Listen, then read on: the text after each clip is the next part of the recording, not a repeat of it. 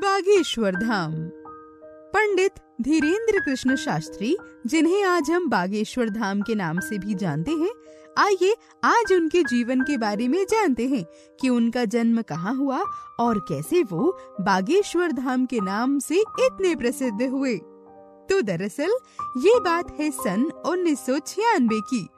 4 जुलाई 1996 में छतरपुर जिले के छोटे से गांव ग्रामगढ़ा में उनका जन्म हुआ था। वो एक बहुत ही गरीब परिवार से संबंध रखते थे। धीरेन्द्र के पिताजी का नाम कर्णपाल गर्ग और माँ का नाम सरोज गर्ग था। उनका एक छोटा भाई और एक बहन भी है। उनके दादाजी दरअसल एक सिद्ध संत थे, जिनका नाम भगवान दास गर्ग था। उनके दादाजी बागेश्वर धाम में ही रहा करते थे। यहीं पर उनके दादाजी गुरु सन्यासी बाबा की भी समाधि मौजूद है। आपको बता दें कि सन्यासी बाबा भी इन्हीं के वंशज थे, जिन्होंने करीबन 320 साल पहले समाधि ली थी। धीरेन्द्र के दादाजी बहुत समय से बागेश्वर धाम में दरबार लगाया करते थे। उनका बचपन बड़ी ही गरीबी में बीता। उनके पास कभी कभार एक वक्त का भोजन भी नहीं हुआ करता था।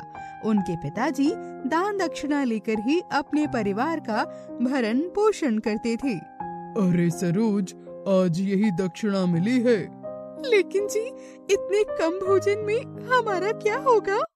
अरे क्या करूं सरोज, कहीं और से दक्षिणा मिली ही नहीं। जितनी भी है यही है, इसी में गुजारा करना होगा। ऐसे ही देखते कुछ साल बीत गए। एक दिन धीरेन्द्र ने अपने पिताजी से कहा, अरे पिताजी, हम पढ़ना लिखना चाहते हैं, वृंदावन में जाकर कर्म कांड पढ़ना चाहते हैं।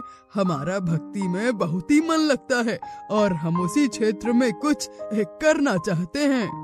लेकिन बेटे, मेरे पास तो इतने पैसे नहीं हैं कि मैं तुझे वृंदावन भेज सकूं। अरे पिताजी, आप किसी से बात कीजिए ना, कोई हमारी सहायता कर दे। हमें बस 1000 रुपए ही चाहिए, बस। ठीक है बेटा, हम बात करते हैं। धीरेन्द्र शास्त्री जी के पिता ने गांव में कई लोगों से रुपए उधार मांगे कि मेरा बेटा पढ़ना चाहता है, लेकिन किसी ने भी उन्हें उधार नहीं दिया, क्योंकि सभी लोग जानते थे कि ये उधार चुका नहीं पाएंगे और उनका वृंदावन जाने का सपना आखिरकार सपना ही बनकर रह गया। वो निर्मोही अखाड़े से जुड़े हुए थे, वे भी दरबार लगाते थे। पंडित धीरेन्द्र कृष्ण शास्त्री अपने दादाजी को ही अपना गुरु मानते थे। एक दिन तभी, अरे दादाजी, आप ये क्या पाठ करते रहते हैं? अरे बेटा, ये रामायण है। रामायण दरअसल श्री राम की गाथा है बेटे। रामायण सनातन संस्कृति की सबसे प्रसिद्ध और लोकप्रिय ग्रंथ है। रामायण में सबसे बड़ी सीख है कि सबके साथ समान व्यवहार करो। भगवान ने अपने पूरे जीवन काल में सभी के साथ समान व्यवहार किया। उन्होंने कभी भी लोगों को जाति, धर्म, लिंग आदि के भेदभावों में कभी नहीं बांटा। उन्होंने सभी के साथ एक जैसा व्यवहार रखा। उन्होंने प्रकृति और मनुष्यों के बीच भी एक जैसा ही संबंध बनाया, जो ये बतलाता है कि एक सच्चा मनुष्य ही सबके साथ समान व्यवहार कर सकता है। इसी प्रकार धीरेन्द्र कृष्ण शास्त्री जी ने अपने दादाजी से ही उन्होंने रामायण और भगवत गीता का अध्ययन करना सीखा।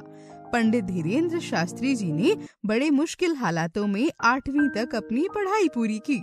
अपने गांव में ही वो अपनी शिक्षा को किया करते थे। इसके बाद की पढ़ाई के लिए वे 5 किलोमीटर पैदल चलकर गंज में जाते थे।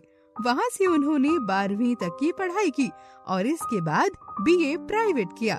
लेकिन बाद में हनुमान जी और उनके स्वर्गीय दादाजी की ऐसी कृपा हुई कि उन्हें दिव्य अनुभूति का एहसास होने लगा।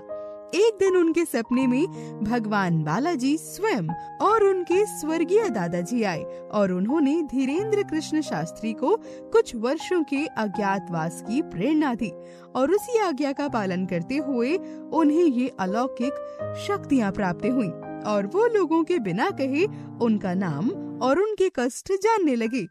एक दिन एक बूढ़ी औरत तभी उनके दरबार में आई। वो इतने कष्ट में थी कि उससे कुछ बोला तक नहीं जा रहा था। तभी धीरेन्द्र कृष्ण शास्त्री ने एक पर्चे पर उनकी समस्या और उनका नाम लिखा। कहिए माता जी, आपकी यही समस्या है ना? अरे माता जी, चिंता मत करो, अब आप बिल्कुल सही जगह आ गई हो। बालाजी आपके सब कष्ट दूर करेंगे, देखना आप। अब ये चमत्कार देखकर सभी लोग हैरान थे कि आखिर बाबा को कैसे पता चला कि उस औरत का नाम क्या है और उनकी समस्या क्या है।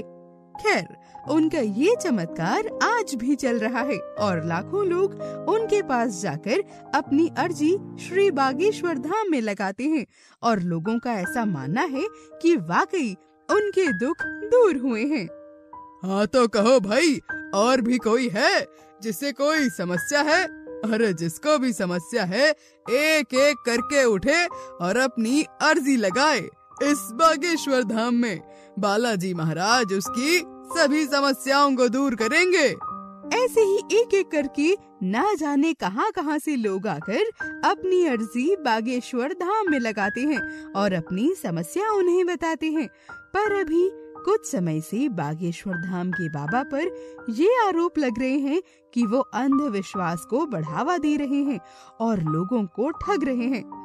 बस फिर क्या था, पूरी मीडिया अब इस बाबा धीरेन्द्र शास्त्री जी के चमत्कारों को सिद्ध करने में लगी है। पर प्रश्न अभी भी वही है कि क्या सब सत्य है या फिर धोखा या फिर कुछ और। ऐसे तभी एक दिन एक न्यूज रिपोर्टर उनके पास पहुंची। क्या सच है और क्या झूठ, इस बात का, ताकि वो पूरी तरह से पता लगा सके। अरे कोई बात नहीं, आप इस भीड़ में जिस किसी को भी बुलाना चाहती हैं, बुला लीजिए। इस पर्ची में मैं जो भी लिख रहा हूँ वो उन्हीं के बारे में होगा। अब वो रिपोर्टर लाखों की भीड़ में जाती है और एक महिला को लेकर आती है। बाबा, दरअसल ये है वो महिला, आपको इसके बारे में बताना है। ठीक है, लेकिन अगर तुम बदलना भी चाहो तो किसी और को भी बुला सकती हो। नहीं बाबा, आपको इसी के बारे में बताना है।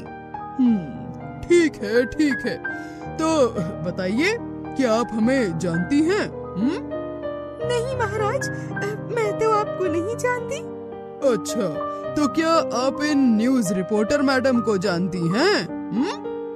नहीं बाबा, ना तो मैं आपको जानती हूँ और ना ही मैडम को। तो तुम्हारा पर्चा ये है कि तुम्हारे पति को लकवा मारा हुआ है और तुम्हें बाहर जाकर काम करना पड़ता है। आर्थिक समस्या तो काफी है और जहाँ भी तुम काम करने जाती हो वहाँ का मालिक भी तुम्हें परेशान करता है। क्यों? जी बाबा, आपने बिल्कुल ठीक कहा, ये सब कुछ बिल्कुल सच है। तो देखा आपने, ये सब है बालाजी का चमत्कार। लेकिन आप बिल्कुल भी चिंता ना करें, आप बिल्कुल सही जगह आई हैं। भगवान बालाजी तुम्हारी सभी समस्याओं का निवारण करेंगे, चिंता मत करो। अब ये देखकर सभी लोग हैरान रह गए थे कि ये सब होता कैसे है। आखिरकार धीरेन्द्र शास्त्री बस इतना ही कहते हैं कि ये सब बालाजी का ही चमत्कार है।